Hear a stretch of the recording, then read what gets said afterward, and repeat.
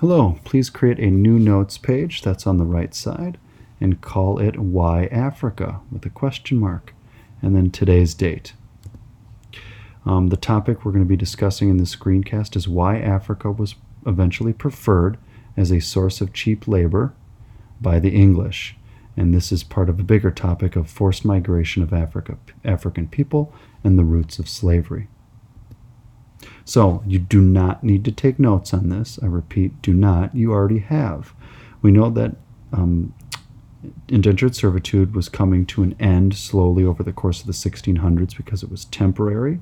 People were dying. Majority were dying before their term of service was up, and also they would only serve on average for about 4 to 7 years.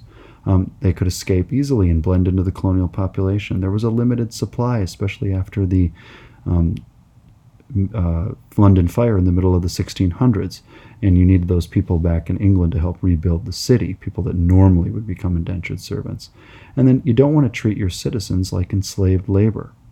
So the English were Christian, and they were also fellow countrymen, and there was a moral dilemma treating fellow countrymen and Christian like enslaved labor.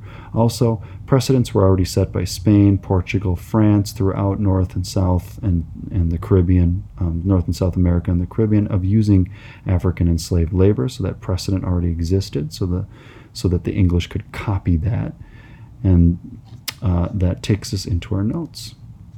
So, uppercase Roman numeral 1, why was Africa selected? Well, West Africa has a similar climate. The temperature in the American South and in West Africa could be described as warm, hot, and humid. So that means that colonies like South Carolina, North Carolina, Virginia, Georgia, later on places like Alabama, Louisiana, Arkansas, East Texas, had climates similar to parts of West Africa.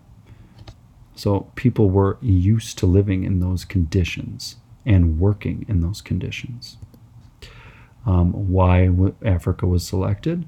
Uppercase B, Africa is close to Europe geographically. There are already well-established trade routes going from here in Europe down to parts of West Africa. So getting there was fairly routine. Uppercase C, West Africa had a massive population of people to enslave.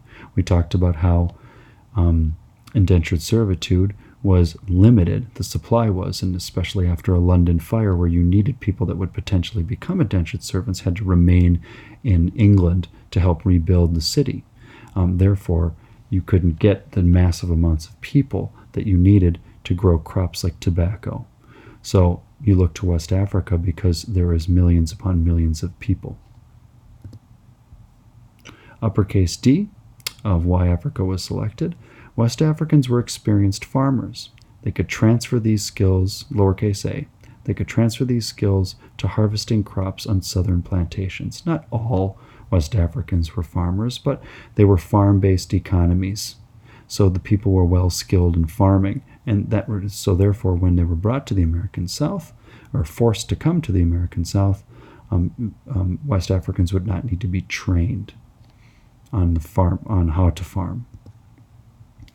Why Africa was selected? Uppercase E, Africans were not Christian.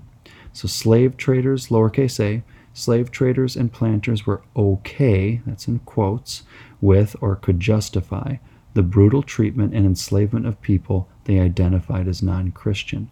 Indentured servants were both Christian and fellow countrymen, so there was a moral dilemma. You felt bad treating them like enslaved labor, whereas people that were from West Africa were not Christian primarily, and therefore the planters and the slave traders did not feel the same moral obligation to respect their humanity. Or they could at least justify to themselves to not respect their humanity because they were not Christian. Okay, uppercase F, they were easy, and I put that in quotes because I don't mean that literally.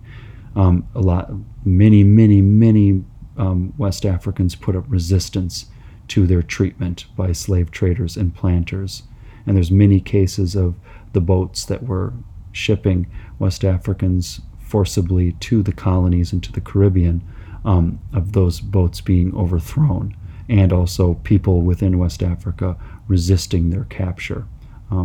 But overall, compared to other places, easy to capture. And so, lowercase a, weapons were not as effective as the methods of traders. Slave traders that would go into West Africa to forcibly and violently gather enslaved labor were trained mercenaries and soldiers, and were trained in how to use violence against people, whereas the people they were capturing and kidnapping were not. Lowercase b, there were many nations or tribes with a lot of people available for capture. So if one, let's say, village or town resisted capture, there was another one close by. So it's simply just raw numbers.